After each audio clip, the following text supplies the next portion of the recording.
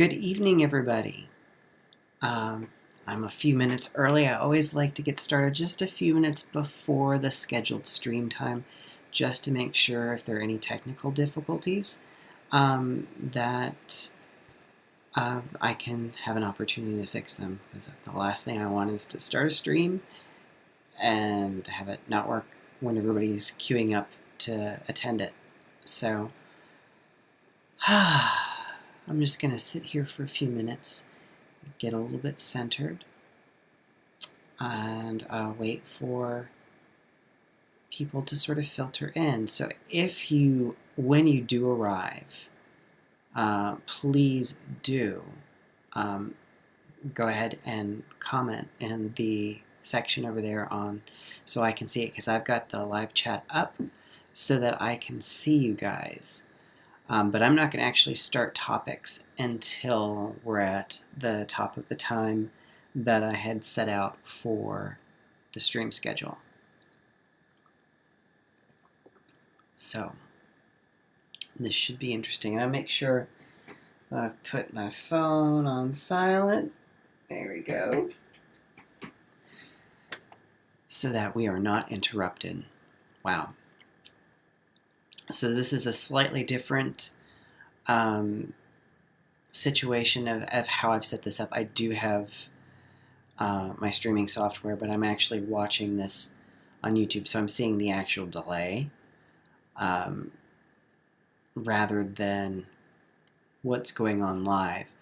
And the reason I'm doing that, because it's so much easier for me to watch the chat, but I may be switching back and forth because it's interesting to watch myself in kind of, in a delay, because there is a couple, I don't know, 10-second delay or so, maybe more. I'm not quite sure.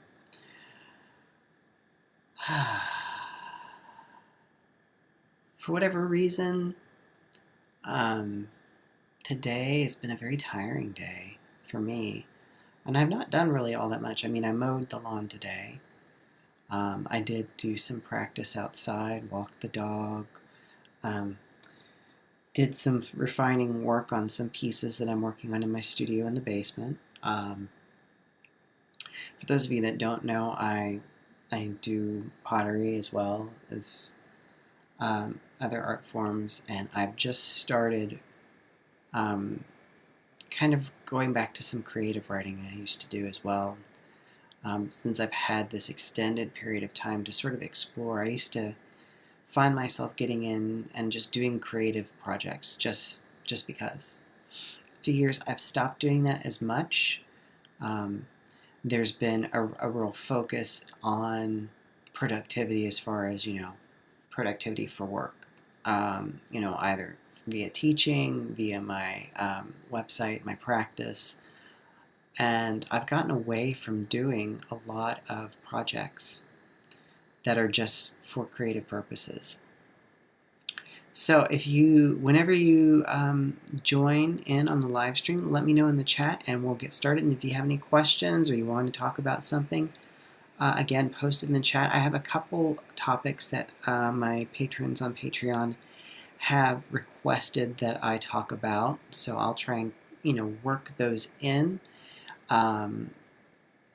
This is supposed to be organic, so I'm gonna make sure. Nope, nobody's here yet. No, we do have concurrent. We've got viewers. Awesome. So, like I said, just say hi in the chat, and let me know if there's something that you'd like for me to cover. We're just now at 9:30, so Eastern time, which is when the live stream was scheduled. Like I said, I always start a few minutes early just in case there's any problems and I have to restart the stream. I seem to be doing that a lot lately, just releasing. So, part of the reason I wanted to schedule this evening chat with you guys is sort of an update of where I am. My state where I'm living is starting to reopen businesses and facilities.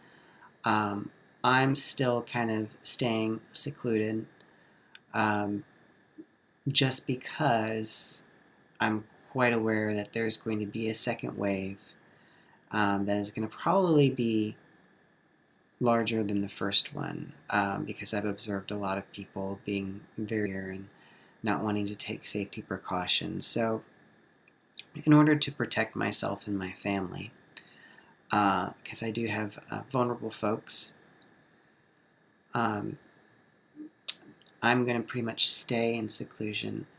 Now, I can still interact with my clients and my patrons because normally, even before all this, I was working distant most of the time. So I'm really used to doing that. Hello, hello, Krista. We've got someone in the chat. Wonderful.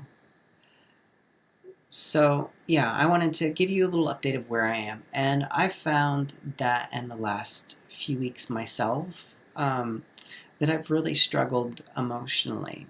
Even though I know, this separation, isolation is what we need to do right now to protect vulnerable folks and to protect ourselves, really.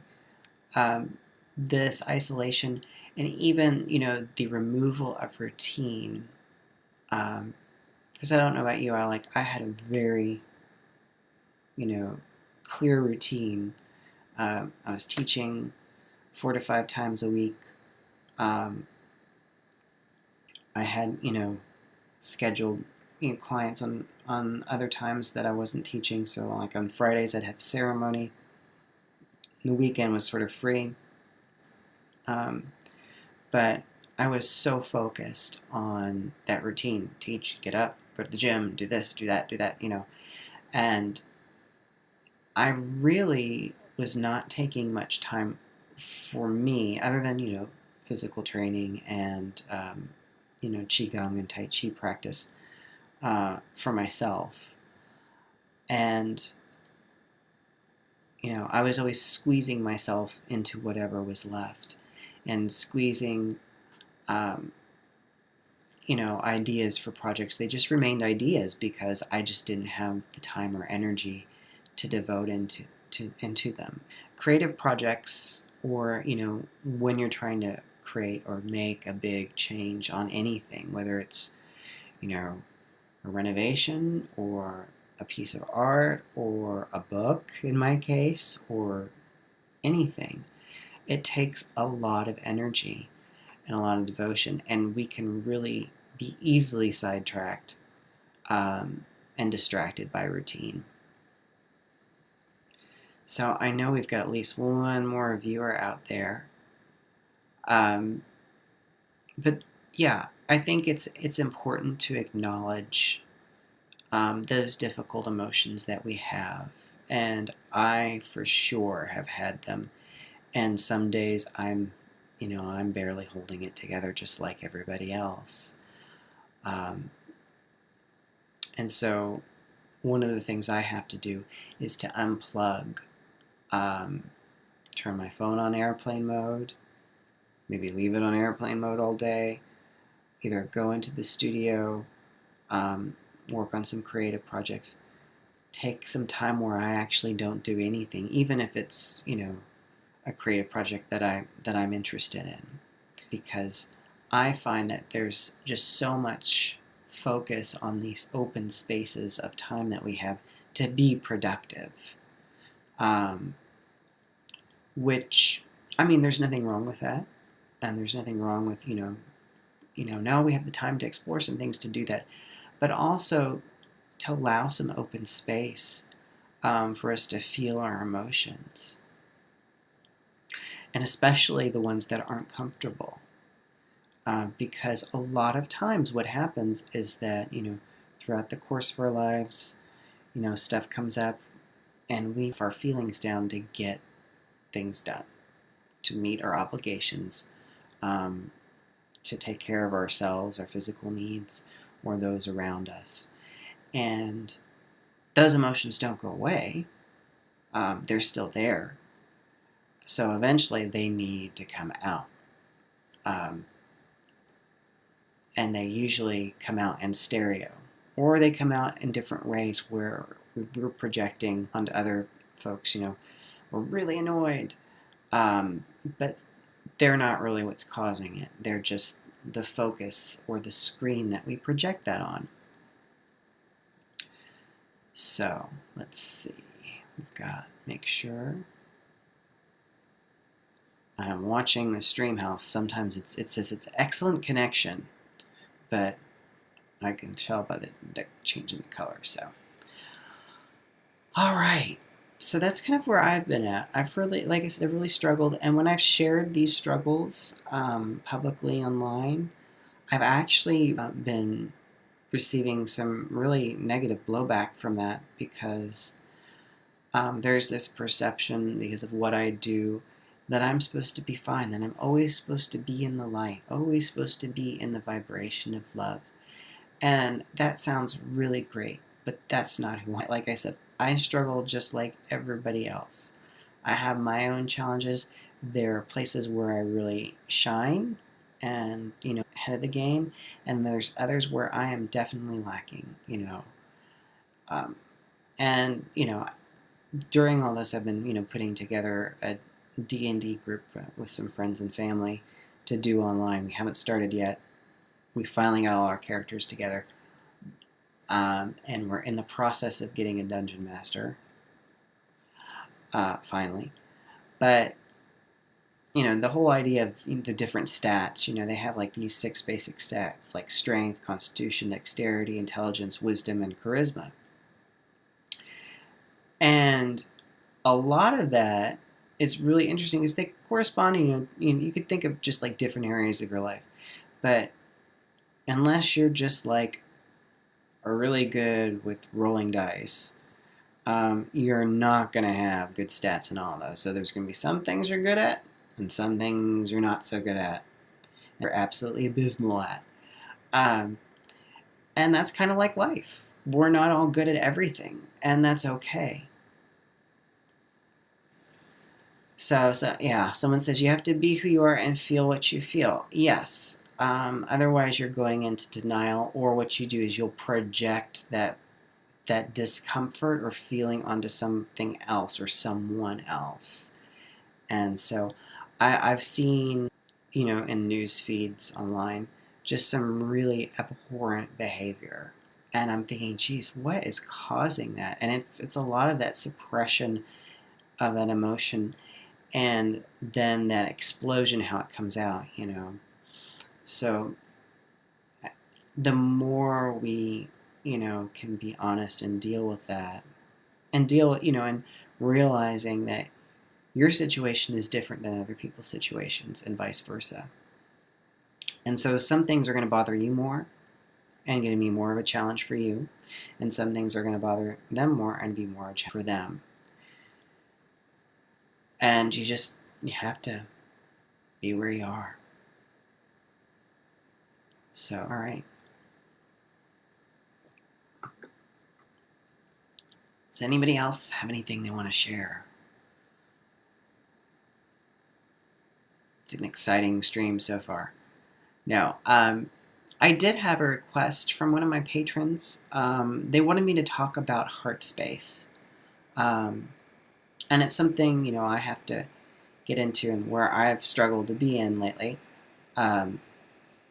is to navigate from heart space.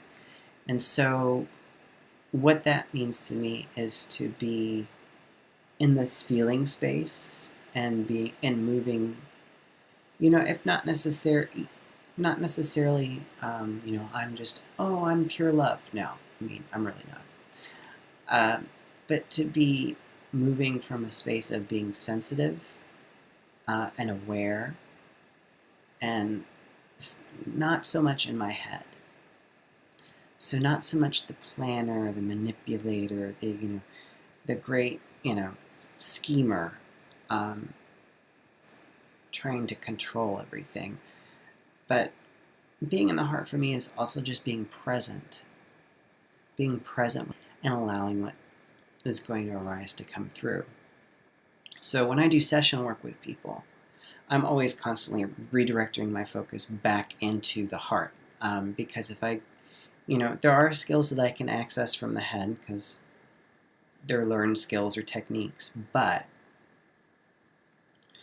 I find those are useful if I get, direction from the heart, from heart space, that now is the time to use this. Otherwise, I'm around until I find something that sticks with somebody. So to be in the heart space,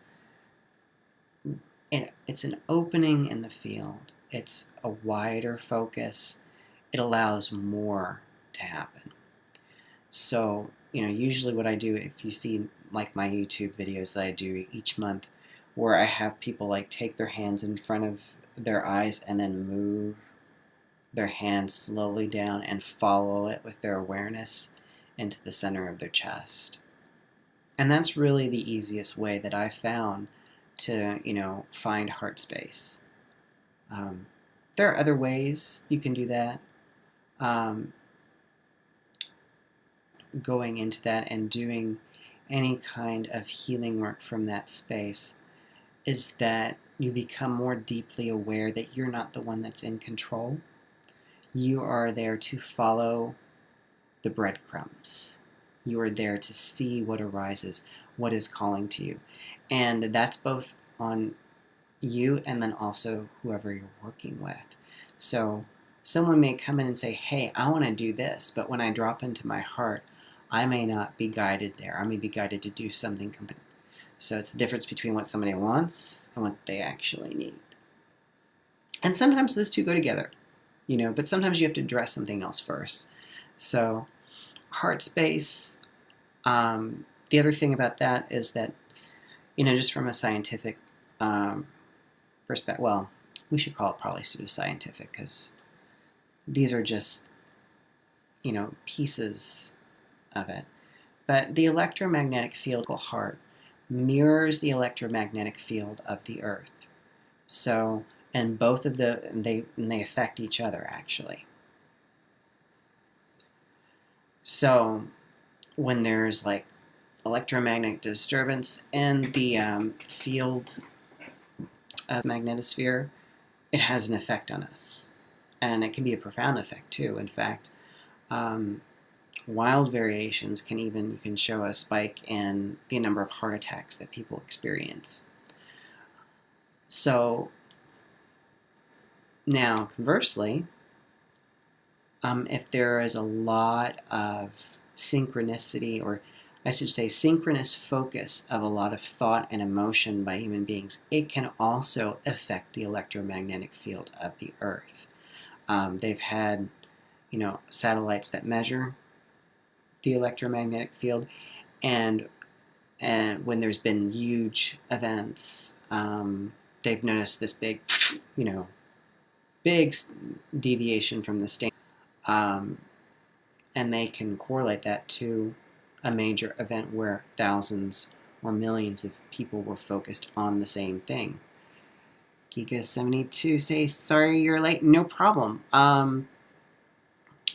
We record these, so they're going to go out. I was just talking about heart space, so requested that I do that. So, but yeah, this field here is much stronger than, electromagnetic field that we have from the brain. There is one from here, but the electromagnetic field of the heart is much stronger, and so it radiates out farther. And, that's how we vibe off of each other. We get a feel for each other.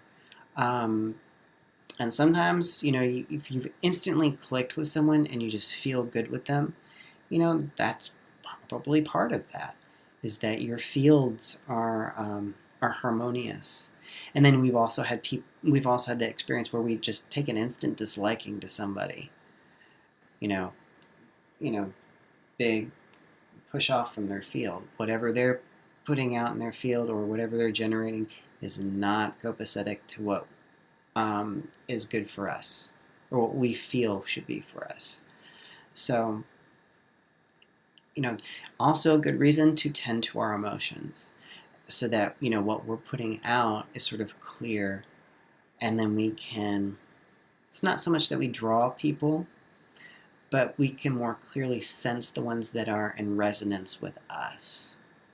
So, because, they'll start to bunch up. If you notice, there's usually a similarity in the people that you get along with.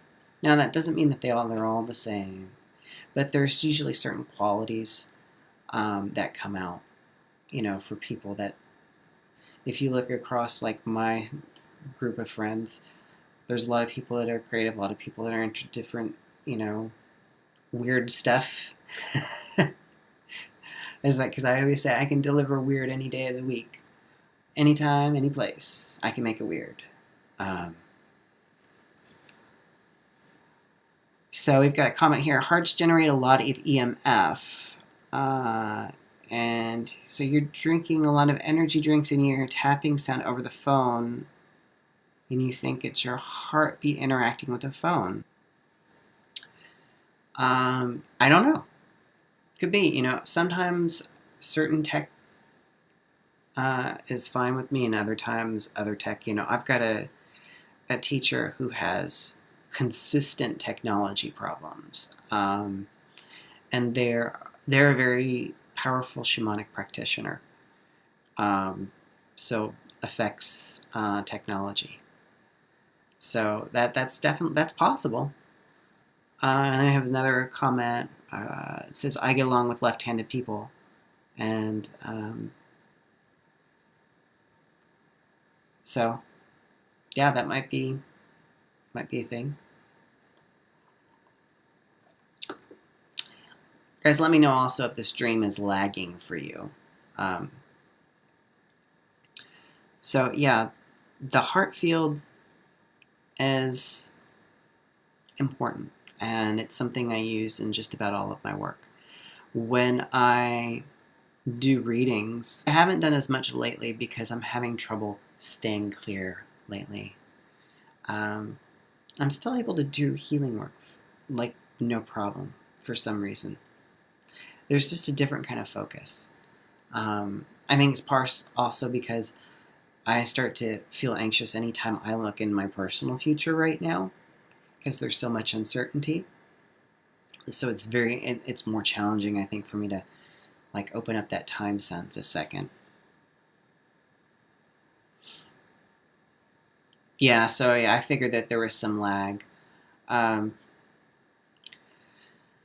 Sorry about that. I don't know if it's the time or my system or my internet.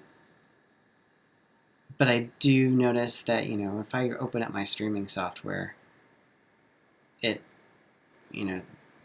goes red, which means it's probably going slow, and then it's got green, it's good, yellow, so it varies. But anyways, I'm not going to talk about tech right now, because we're talking about heart field and time and space. But when I do read, the best readings I have the heart rather than the head, because as far as my vision goes, my whatever talent you want to call it, is that I see with my heart rather than my third eye, like some people do.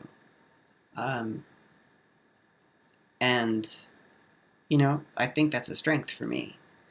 But it also means if I'm not feeling good, it's not a good day to get a reading with me. So anyways, so that's about the heart space, because somebody asked me about that. Pat Michael asks, are there other spaces than heart space that are good to do inner work in?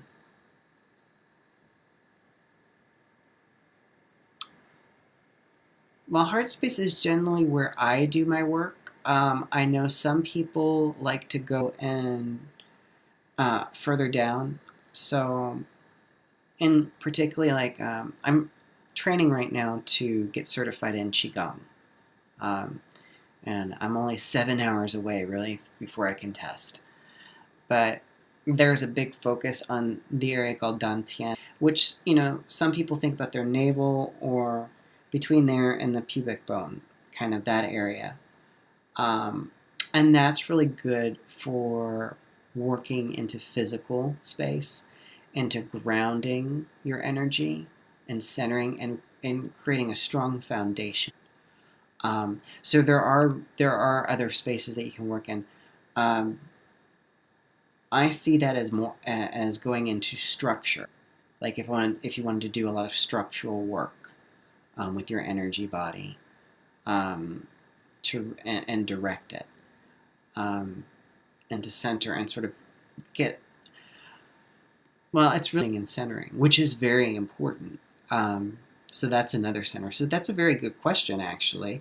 But those are the ones I usually work in, heart space, when I'm doing healing work or readings. I don't generally go down into Dantian when I'm doing readings. And that could also be considered like the second chakra area, or between the second and third. Some people do a lot of work with their third eye.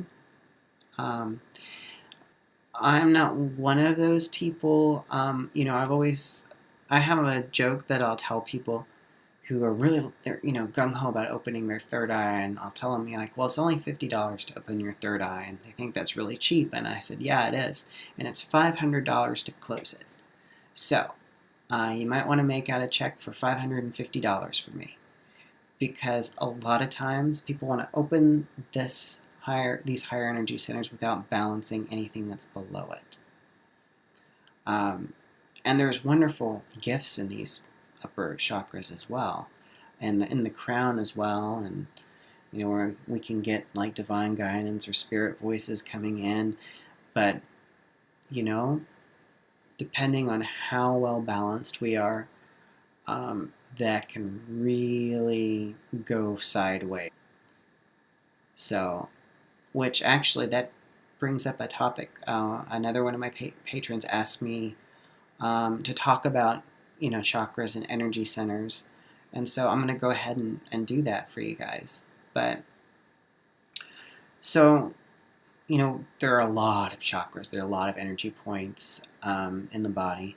There's also energy chakras in the palms. You might work with those as well. I know they activate those when you get your Reiki attunements. But just to go through the basic 7 along the spine, and just those 7 are generally enough for most people to get some benefit of working with them. And so I'm actually in the process of going through all the 7 chakras for my next book as part of it. And I've been through the root chakra and the sacral chakra.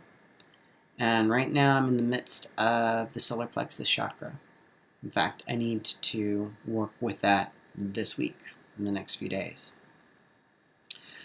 I will say this, this has been really intense work for me.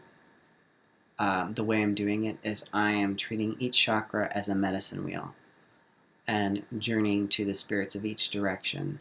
And in this tradition, that there are, the 7 directions. So you've got south, west, north, east, below, above, within. So 7 directions for each one. And I'm going to I'll talk about the root chakra. And I took almost a whole year in the root chakra. And the root chakra is really about a lot of basic things: survival, safety, the integrity of your form, and identity. So that one, for me, was really challenging. In fact, I had all sorts of things come up while I was working in the root chakra. Like, I was threatened with violence. I had people throwing hexes at me like you wouldn't believe. So it was like safety kept coming up. And I didn't really even, go through my head until I was mostly done with it. It's like, oh, that's because I was working in the root chakra and all these things were there. All these curses. And when I talk about curses, I should say that I usually define a curse as a lie that we believe about ourselves. So there was a lot of imprinting done there in that base chakra. So someone just said safety is one of the most important things to them. And yeah, well, if you don't feel safe, it's really hard to get anything else done. I'll say that. You need security. That doesn't mean that everything is, zero risk. It just means that you have a basic sense of safety and of self, and that it's okay to be you, and it's okay to take up space.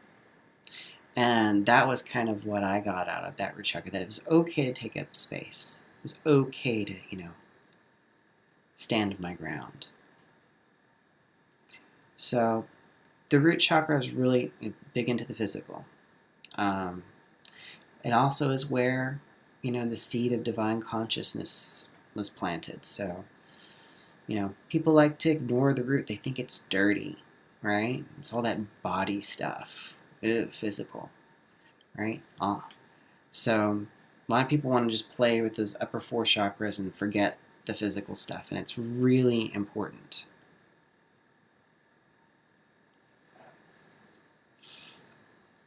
So someone just said they're obsessed with durability with anything they make or buy.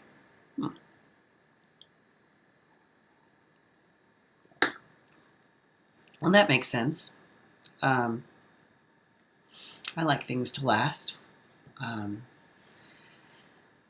So anyways, that's the root. And then I spent almost as long in the sacral chakra. I spent a good, let's see, about four and a half months there working through that. And the sacral chakra is really we start connections with others, our emotional needs. So for me, it's all about, it's also our creative drive or sexual drive or sensual nature.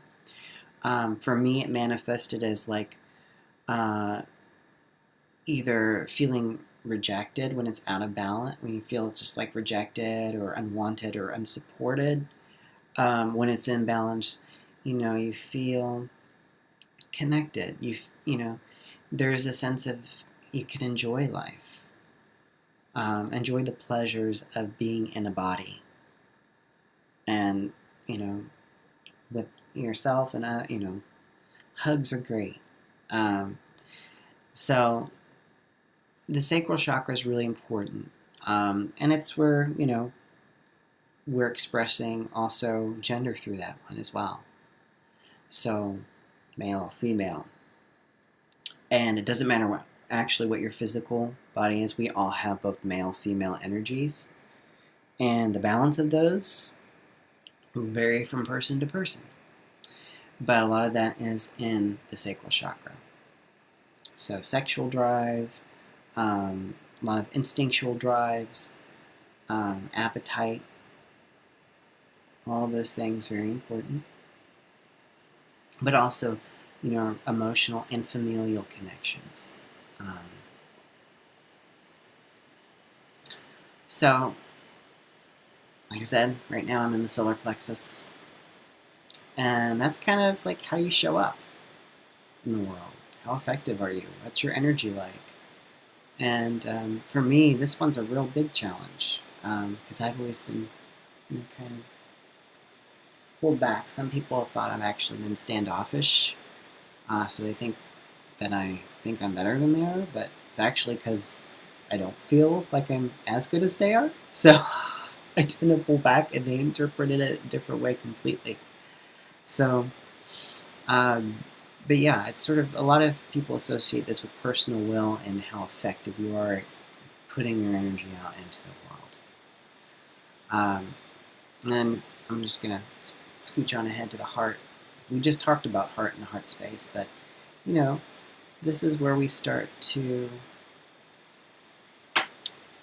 share energy, where we're, seeing compassion, and we're really picking up on other vibrations. I mean, we start some of that in the solar plexus as well.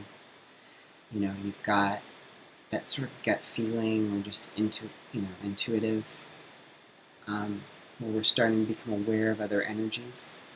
But the heart is where we're feeling what other people are feeling.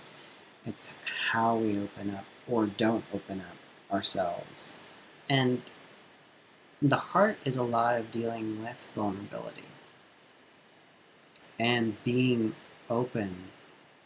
And the interesting thing is, like, a lot of people will shut down and try to numb their emotions. And I'm guilty of that, just like everybody else, and thinking they're going to just numb the negative emotions. Unfortunately, it doesn't work that way. It just sort of numbs it across the board, so you can't get really happy. You can't get really excited. So a lot of what we're feeling right now, because there's just so much going on in the world that is so disturbing, and we're trying to numb ourselves. It's why a lot of us are also having a hard time laughing. So if you can't really cry or grieve, you're going to have a really hard time connecting with pure joy. So all that feeling nature, all of those, gifting of ourselves and our energies in that fourth chakra, really important. But those first three chakras, gotta make sure they're up to snuff, because otherwise you will just give yourself away until there's nothing left of yourself. So, and I don't know how many times I've either done it myself or know people running after folks, just pleading with them to care about you. Please love me. Please call me. Please text me. Whatever. Whatever it is. And I can tell you don't do that, but you're going to do it anyway. Until you've got those lower chakras in line and then started to open up, because, those first three, really all about the self. And those are important. You need to have boundaries. You need to have a safe space. There's that safety again, in order for this heart to bloom and open up. So, moving on. Throat. And the throat is about expression. When it's out of balance, closed off, people aren't going to be speaking their truth. They may have actual trouble speaking at all or vocalizing. I don't know about you, but I was consistently made fun of for how I sound, my voice, for years. Sometimes still to this day, people will make fun of my voice. And so I have always had a little bit of when I hear myself on a recording, I go, ah. So that's definitely an issue that needs to heal when I get up to this throat chakra. It also, as far as psychic gifts come in, that's where we start to have communication, clairaudience, where we're, hearing voices, hopefully helpful ones. But when this is not in balance, either we have trouble hearing others or being heard. We got a question. Is there a good stone to work with that can cleanse, balance, and activate the first three chakras? That's a good question. Probably there is. I don't know one right off the bat. I know different ones for each of those. So I would say for the root chakra, something like a red garnet is really good. And then for the sacral chakra, carnelian. I got a carnelian heart when I was working with the sacral chakra. And then for that third chakra, something like a sunstone or any kind of yellow stone. I've got a golden labradorite that's pretty nice, and heliodor is also another good one. But yeah, any of those solar kind of ones are really good. And then for the heart chakra, Now you can go with like a green stone, like an emerald. It doesn't have to be gem grade, so you don't have to like drop mad dollars on this. Also, ruby is really good for the heart, and opening that up to self-love. Um, Another question: did you focus on each chakra or meditation on them, like the root chakra for a year and sacral for 4 months? How did I work with the chakras? I worked with them shamanically, so I journeyed with the intention to do healing work in each of those chakras. So for the first 4 journeys, I went, you know, to the medicine animals of each of the directions and had them directly work on that chakra for me. You can simply meditate in them and, do breathing exercises, and, sometimes I'll do that as well, and that's always a good thing. But yeah, it's going to vary depending. I'm used to working shamanically, so I decided to approach them that way. But you don't have to. You can certainly meditate, visualize, do mantras or prayer work in each of them, if that's more fitting to your style. So, yeah. All right, I'm going to move on up because I know I'm burning all my time, but I'm going to answer this question because somebody asked about the chakras. So, the third eye, the one that I always make fun of, because and I make fun of this because this is what I wanted to open up to when I started as well. Oh, I want to get those psychic visions and, open this more and, see like they do in Hollywood in the movies where they just know everything, right? It doesn't work that way. So this is also about imagination. It's about clear vision. And also, having a vision. Not just about receiving visions, but having your own vision and being able to picture it clearly. When it's not balanced, and I have seen this, like if it's overactive, you're going all over the place and tuning into different realities, some of which are quite disturbing, and seeing stuff that you don't want to see. When it's underactive, or you have a hard time kind of thinking creatively or thinking clearly or being a director for your life, envisioning things. So, and a good stone for that, since you all asked me about stones for each of these, is lapis lazuli. For throat chakra, I'd say blue kyanite would be pretty good. Kyanite works on all of them, though, really. There's the answer to your question. Someone asks if there's a good stone worth the first 3. Yeah, you can use kyanite on all of them. That's a good clearing stone. Sometimes I forget myself. I forget what I know. I used to work with the stone vendor for like years. I should remember these things. So, and then we've got the 7th chakra, that crown chakra, which sort of connects us to spirit and our spiritual nature, our transcendent nature. That's that which is beyond time. Amethyst is good for that one. And when that is not balanced, you may be getting or drawing in different entities that are not, let's say, they're not on the up and up. When it's cut off or underactive, you may not have an awareness of anything that is not physical. So, you can just, everything is just what it appears. It's just a waterfall. It's just a flaming ball of gas in the sky giving off light, right? So, underactive, overactive means,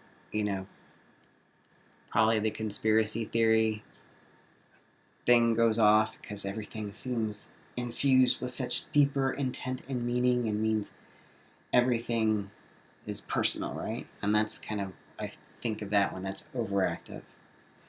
So that's my little run through the chakras. I may change my mind once I get through all of them. So we'll see. There are other ones above that, but for the most part, most people don't have to worry about that. So, yay! Hopefully, that's my quick spiel about the chakras and working with them. I remember one of the first books I read on psychic development had a whole chapter on chakras, and I probably used that out of that book, that and the chapter on guides, more than anything. So it's useful. There's a lot of literature about chakras.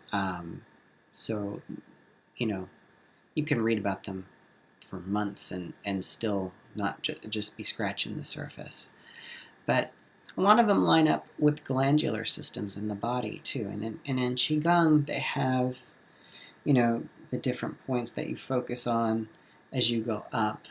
All of these are usually sites where, your endocrine glands are, like the adrenals, parathyroid and thyroid, the thymus. We've got pituitary and pineal up here. So, they really follow along with those physiological pathways. So, that's my chakra talk.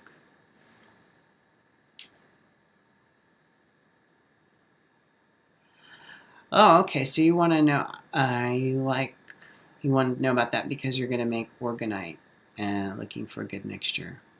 I've seen some really pretty pieces in orgonite, and now I would say this: a lot of that is really so much focused on the intent for the energy. That because I've seen some stuff that looked pretty, but I didn't get any energy off of it.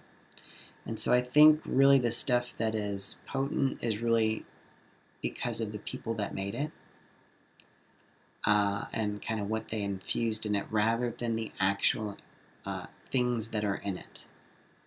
So, but that is just my personal opinion. It means about as much as anything else that I say. So take what you will from that. All right.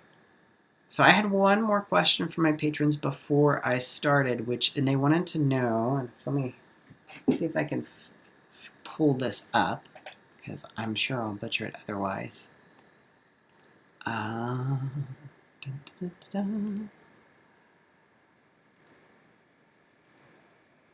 Let's see. Here we go. So someone asked about messenger animals and how to know if they can trust the message. Is the messenger animal also your spirit animal?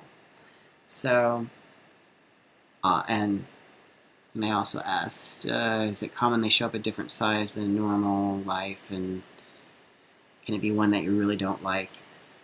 And that's a big question. So, spirit animals. Now,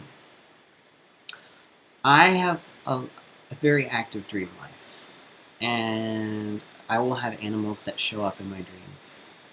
In fact, I had one recently show up that I'm very not comfortable with. And it just so happens that's one of the animal guardians of one of the directions, so kind of important. But they showed up and let me know that it was kind of time to move down and move through the wheel again and start up in the solar plexus. I just finished up the sacral, so I thought it was kind of soon. But serpent and the medicine wheel tradition that I've learned from Peru is the guardian of the south. I'm giving you an example, basically. And it's like the anaconda. So in this dream that I had, there were all these big snakes, and one of my teachers was trying to get me to load the snakes in the car, particularly the big one. And I was like, no, you got this. You can do this, because I didn't want to have anything to do with the snakes. Kind of like Indiana Jones. Why did it have to be snakes? And, I mean, they were huge. Uh, so, yeah, messenger animals can come and be very different from real life. Although, be fair, anaconda is the serpent mother in South America, so anacondas are huge to start with. But yes, you can have um, messenger animals show up. They can be ones that you're not comfortable with in your normal life. They can be different sizes than the ones in your normal life. Are they your spirit animal? The only way really to find out is to journey on it, to go on a shamanic journey, vision quest, and seek your power animal. Um, so, but yes, they can be messengers. As far as trusting the message, depends on what the message is. I always say if it's not loving in some way, like if you have something that is telling you attack this person, I would doubt that, particularly if it's someone you don't like. Uh, but you can also ask for clarification, and you can ask for, hey, if this is real, I want something in my external world, my normal waking life, to mirror this, to show up again. Show me that I'm not just making this up in my head, or I'm not being misled. And when I've asked for that, something is almost always popped up to let me know, oh, nope, wasn't making that up. So I hope that answers that question. That, this was not so much as a Q&A. As people asked me, I was like, hey, what do you guys want to talk about? And just kind of update you about where I'm at. And where I'm at is I'm on hold. I'm still on hold. I have my guidance and my different guides and power animals and such have pretty much put me in a wait position. They're just wait right now. And I finally got very frustrated, and I asked again, like, when am I going to have a new direction? Because I have no problem waiting if I know what I'm going to be doing afterwards. Because I want to get ready. But they don't want to tell me what that is. They're like spoilers. So they have now kind of put me on wait mode until September.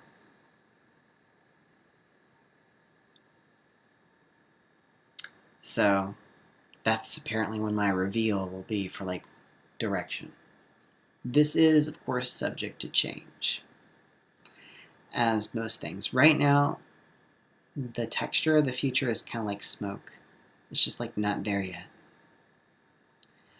And I don't know what's going to happen yet. That's very disturbing to me. As I'm sure it is for many of you. I take heart in the fact that it could be better than I ever dreamed of or thought was possible. Doesn't mean that it will be that way, but it's possible.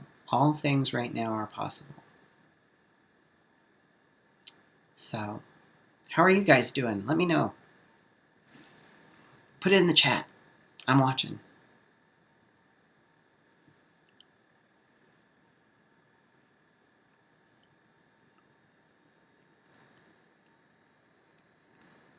And close that out. Someone said it is disturbing. Yes. Well, we're at a choice point in history, really. We're getting to a point where we're going to choose which direction. Is society going to continue in the path that it was going, or is it going to alter course and do something different? Are we going to change the way we structure our economy, the way we structure work and social interaction? Are we going to change how we provide care for each other? Are we going to change our response to how we interact with the natural environment? Are we going to start to care for the earth? and make sure that our power structures acknowledge that?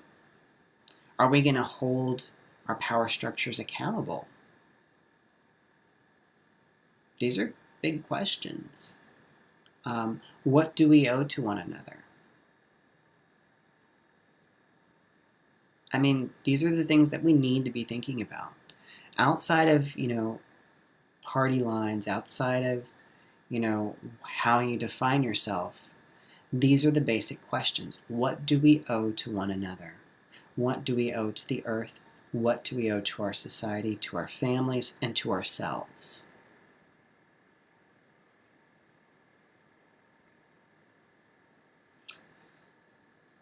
So someone just said that they're okay and they're just thinking a lot about stuff. That's good.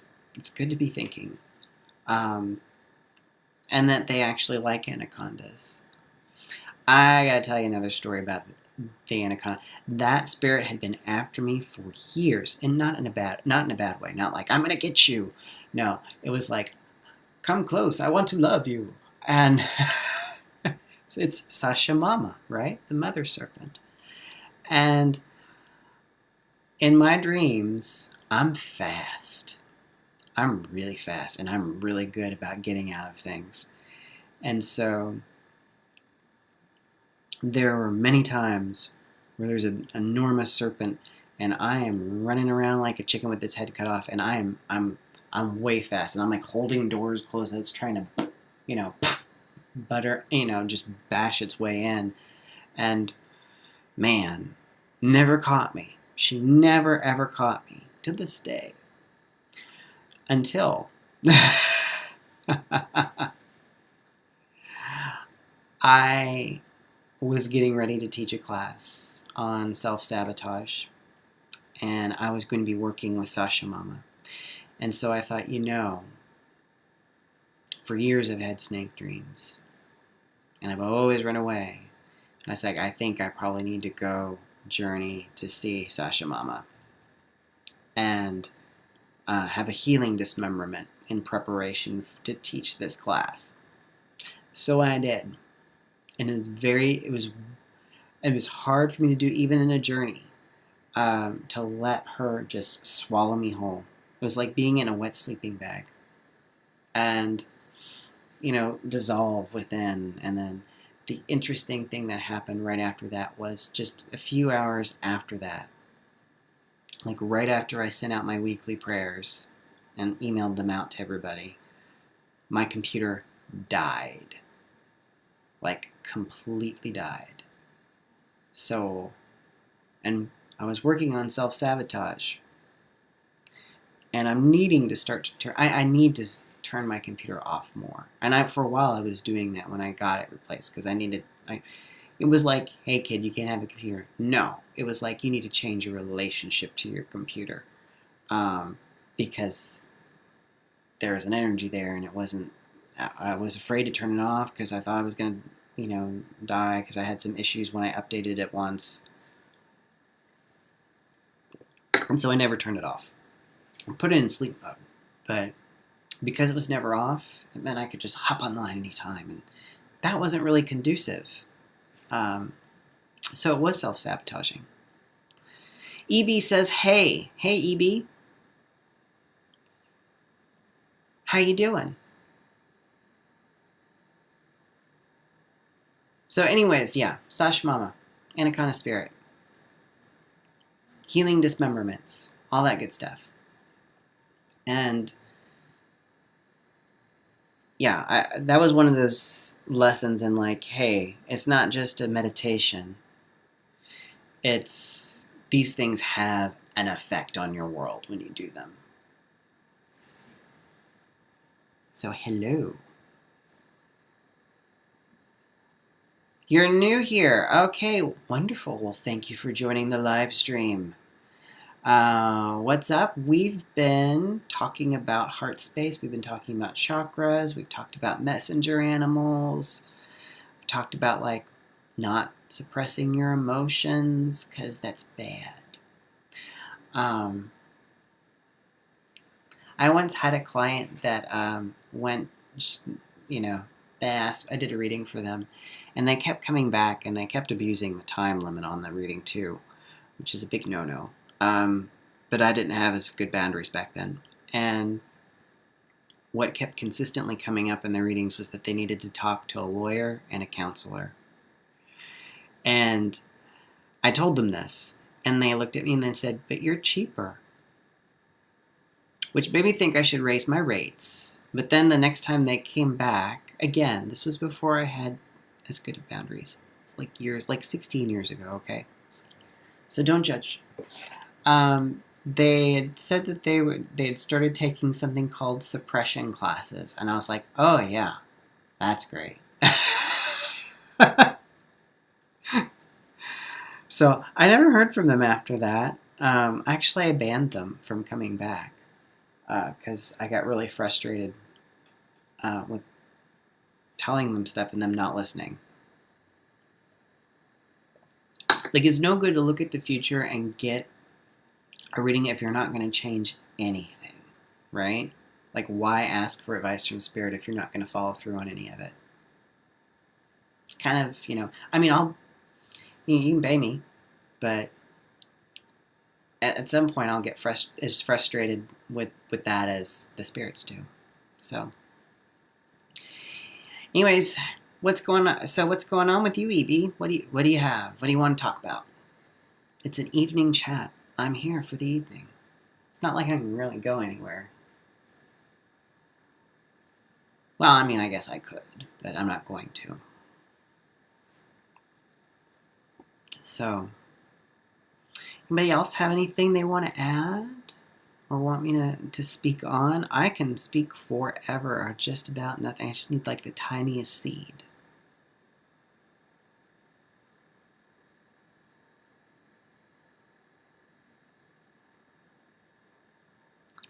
Wow, that is bizarre. So Giga just shared in the comments in the live chat that they had a dream with Weird Al Yankovic where they were wearing a monk's robe, and they went into a small church and their teeth fell out and became little amethysts. And then he said, "You're a snake." But in a positive way. Okay. That is laced with symbolism. First off, I would ask, what does Weird Al mean to you? For me, Weird Al is all about not taking things too seriously.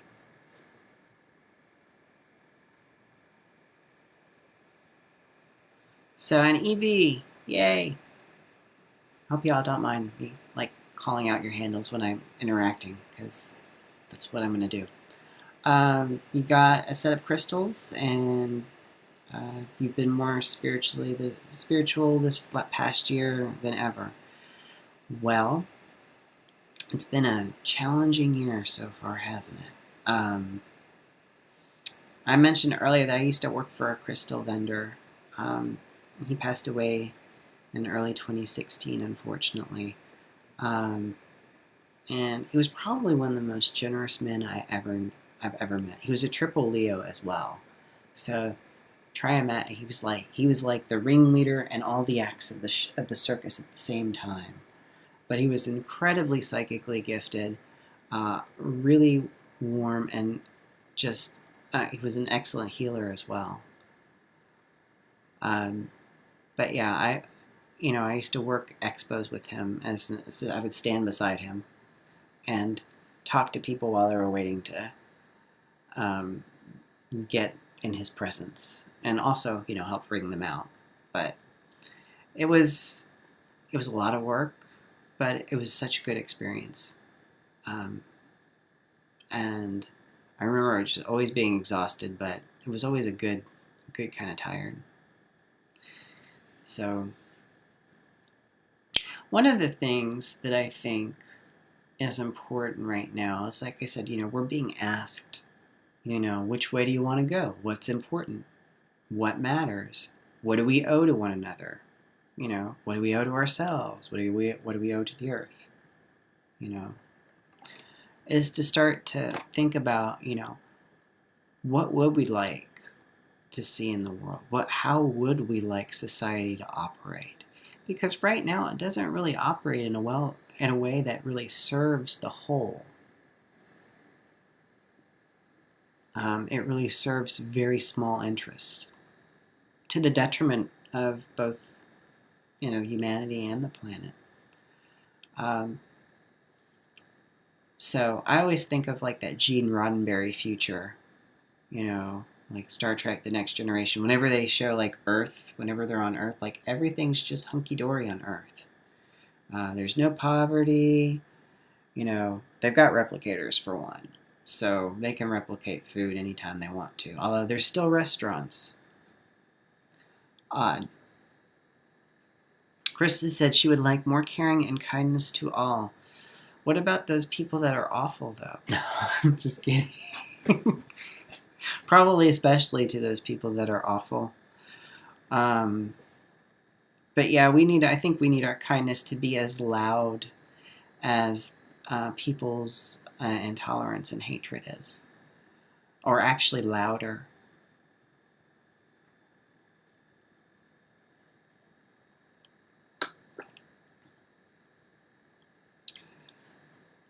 I would say the last one involved alien beings, not to scare people here. Somebody was posting weeks ago that someone had released like proof of UFO, like the governments had released proof of UFOs, but we weren't paying any attention to it because we were all, huddled down and more concerned about the pandemic. And I, of course, was one of those, I'm like, who cares? UFOs, yay. They finally say they're real. And again, other people's spiritual practices focus more externally to the earth, that's really important to their paradigm, the other life. And for me, it's always been like, I believe in other realms, and there's so much more intelligent life just here than most people are aware of. Pat Michael asks if I could talk about shamanic journeys and if it's something everyone can do. I think so. I think people can learn to do it. It's a lot easier to learn in a group setting than it is to just learn on your own. And when things are safe to, gather together again, there's usually in just about every metropolitan area, there's, look at the Unitarian churches. Sometimes they'll have like drum circles and things like that. That's where I met one of my teachers. Like 13 years ago. I can't believe it's been that long. But yeah, and there are many books and literatures about it. The first book I read was Way of the Shaman by Michael Harner. There's not a lot of, there is some how-to, but there's not a lot of direction in that book. Sandra Ingerman was one of his students, I think, and she's written a bunch of books. Healing for the Earth, Soul Retrieval is another good one. Tickle Butterfly, that's a great name. We all need that right now. So it says they've been doing well and they've been busy with hobbies and projects. That's great.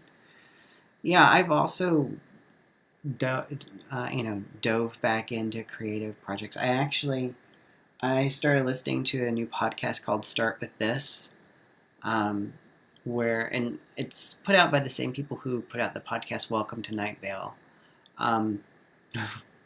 which I find amusing. So it's basically, Start With This is basically a podcast about creativity, and then they give you an assignment at the end of it. And so I've started doing some more creative writing as well. Because that's something I used to do a lot of. Even before I did any healing work, I did some writing. So yeah, I just started yesterday. I did a half hour. I have a half hour more to complete that assignment for the week. But yeah, I think it's really important to allow our creative selves to blossom in this space, but also occasionally when those days happen where we don't have energy, we're emotional wrecks, allow ourselves to just be that. Maybe just read a book. Maybe just, get dressed, get cleaned up, go outside, maybe exercise a bit and feed ourselves and then sleep. And I've certainly had days like that. And sometimes I have a bunch of them in a row, and sometimes I'll just have one, and then I'll have a week of, oh, I'm doing this, I'm doing that, I'm doing that, I'm doing this, I'm doing that, So it varies. And I think it also correlates to how much time I've spent on social media. So, but thanks for joining the stream. We've talked about quite a bit. So far we've done chakras, heart space, power animals, spirit animals, messenger animals. So I don't have that much more to share with you guys this evening, other than, I will talk about something that's been bothering me is, the amount of sort of heat or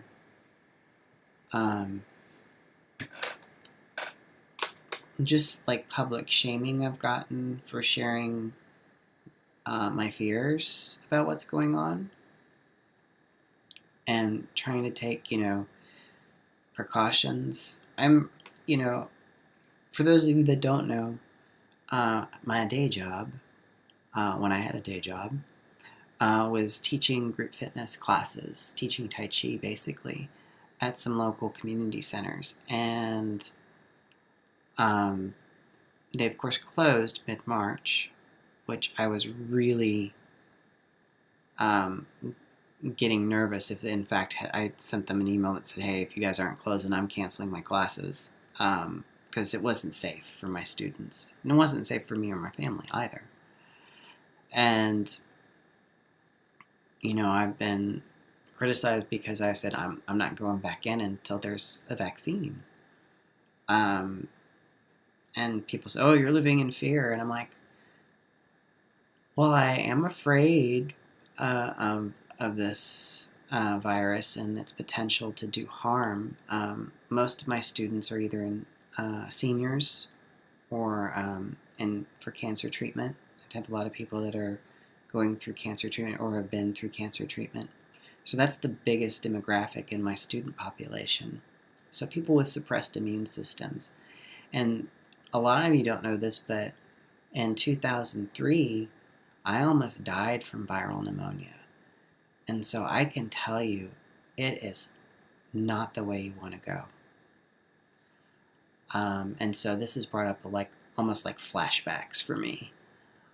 So it's been really difficult, and I've even people that I've gotten along with in the past and have been really respectful to me have really laid on that I'm just overreacting and basically that I'm being crazy. So somewhat a bit of gaslighting, and that's the last couple weeks I've been really struggling with that emotion. That I was like, well, maybe I'm just crazy, but I don't think so. Like I said, I've had this experience, and I live in America, so healthcare is not a right, it's a privilege. These are things I think about. Yeah, Pat says, living in fear and living in caution are very different things. So yeah, I am privileged in the fact that, I was left a little bit of a buffer, and I planned things out financially so that I could wait this out. I might go a little stir crazy, and I might go really crazy if I spend much more time on Facebook. But I could, but I've taken a lot of heat for that. And had some relationships damaged because of it. So I remember I canceled an event back in March. I saw this coming like in February, guys. Like it's like it was gonna come here. I didn't realize how big it was gonna get. I'm not saying that I was, but I was like, oh, like this is bad. People just don't know. So I started changing my behavior back like then. And I canceled trips, I canceled workshops, and I canceled a major, like a spring equinox event. And when I did that, the person acted like I was being unreasonable. And I said, well, geez, it's only a global pandemic, right? But yeah, I've been really hurt. And so that's been part of my emotional struggles. And I've also seen how people have been really hateful to folks that are trying to be cautious. Someone I used to work with, they had a friend that was going into the Target parking lot and they were wearing a mask, and a man came up and grabbed her mask off and started berating her, which is assault for one.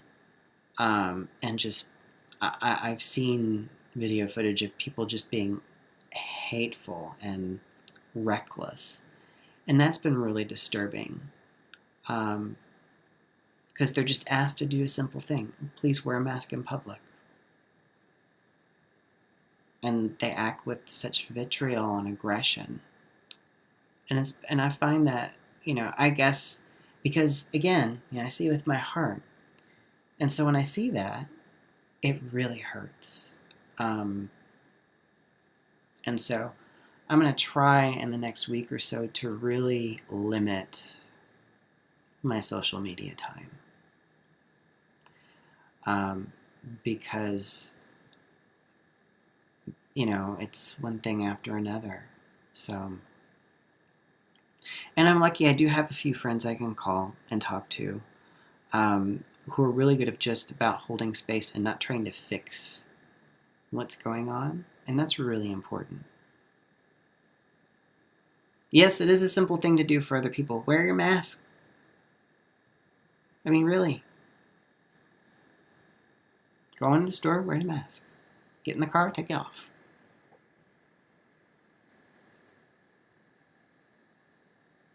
Haha. See? Okay. Don't feel bad. No, that makes Giga. That makes me feel better.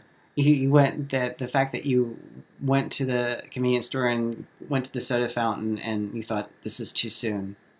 'Cause that's been my feelings. Like this is happening too soon. But like I said, my guides have me on lockdown till at least September. So I'm like, And then I spoke to someone I met years ago who's a very gifted medium. Does no advertising ever. Doesn't need to. All word of mouth. And we were talking because they showed up in my dreams, so I messaged them on Facebook because I saw them. I was like, "You were in my dream last night. Well, you're showing me this and telling me that, and you saw me."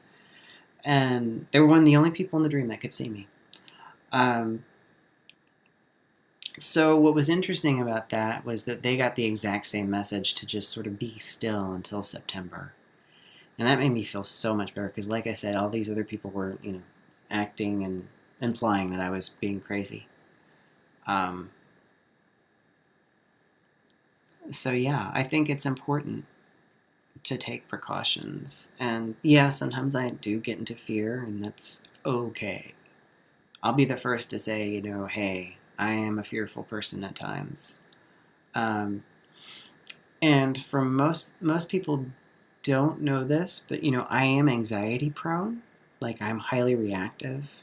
And so I have to do a lot to maintain calm. People are always like, you're so calm. I'm like, it's a lot of work and I only look calm on the surface. That's not true. Not all the time. Sometimes I'm calm all the way through, but a lot of times I just appear calm. So, when you have that kind of nervous system, you're going to be more reactive. And that's just kind of how I'm wired. And, I think the only way to undo that wiring would be like retire to a monastery somewhere and meditate on a mountain for years. But I mean, I don't really see that as a solution. That doesn't really change anything. You're just changing the circumstances. So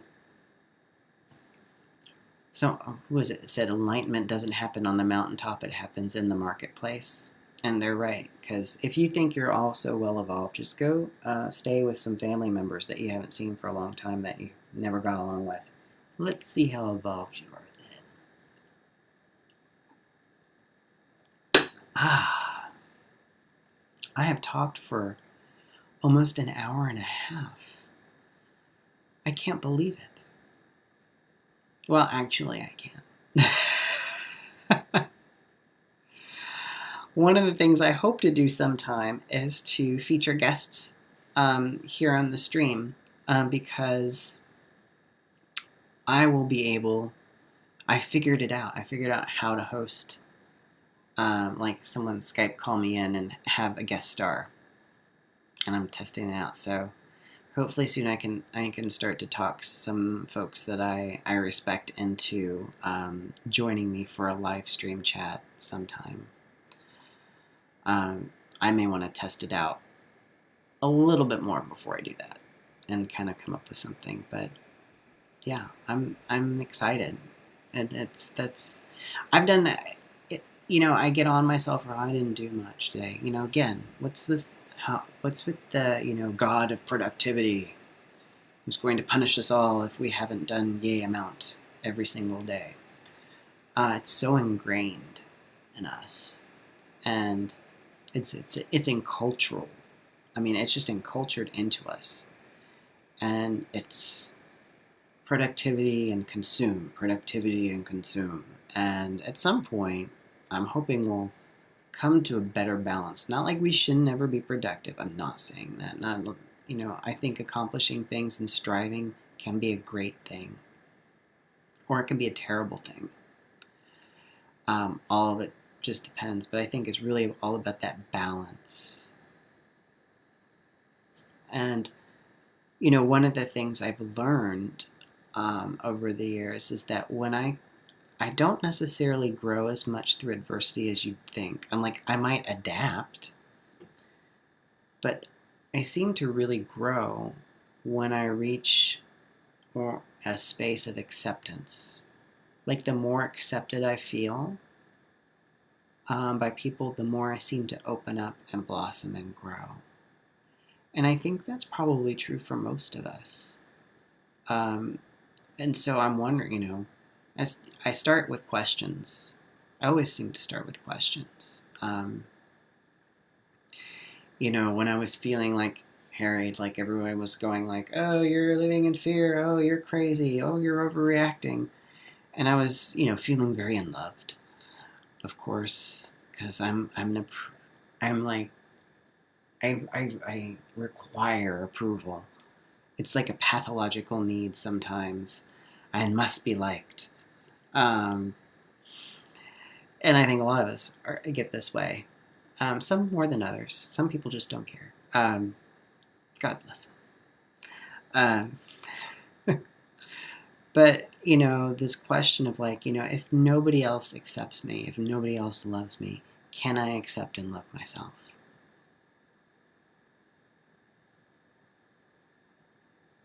And yes or no questions are really not great for contemplating, because usually you go either, yes, I can, or no, I can't. A better question would be, if nobody else seems to accept or love me, what would it look like if I could still love and accept myself? What would that look like? Don't try to answer that. Just let the question sink into your consciousness. If no one else appears to love or accept me, what would it look like if I could still love and accept myself?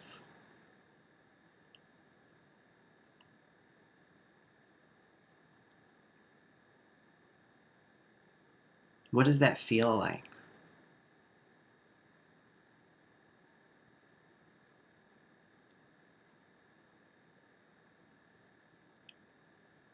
It's kind of profound. Like, I don't know what that looks like yet. But I would really like to know, like, what it feels like to love and accept myself no matter what else anybody else does. Because I think when you get there,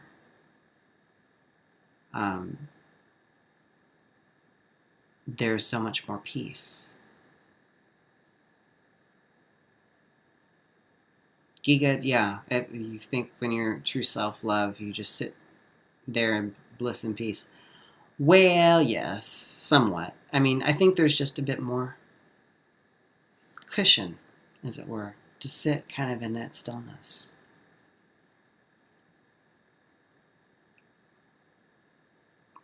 I don't think I'm just going to bliss out the moment I find that and be like, I'm perfect from now until the day I die. No, I don't think that's going to happen. But I think if I can come back to that space when I seem to be pulled out, and we all get pulled off center. We all feel ungrounded or lost sometimes, and I think that's part of being alive. Like all the emotions, you know? It's like trying to play the scales with but missing notes, right? All of those emotions, they're like colors in a painting, you know? The more colors you have, the more depth that painting can have.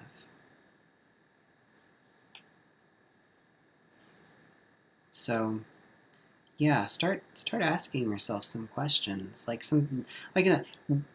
I'm big on questions, like, you know, not just about on the societal level, because like, what do we owe to each other? What do we owe to society? What do we owe to the earth? Those are good questions. But also on that individual level, you know, what do I owe to myself? You know, how do I see myself? How do I access kindness for myself and acceptance and love for myself? I can't answer that for you. I really can't. That's all I can do to even attempt to answer it for me. And like I said, I'm not really even doing that. I'm just posing the question to the universe to see what will happen. And contemplating stuff. I've been contemplating like this quote from, well, I know it's not originally from the Shape of Water, but they talk about it in The Shape of Water. I believe it might be from Rumi, maybe. But I've had this as the desktop of my computer right now, and I'm going to read it to you. Unable to perceive the shape of you, I find you all around me. Your presence fills my eyes with your love. It humbles my heart, for you are everywhere. I like how that feels.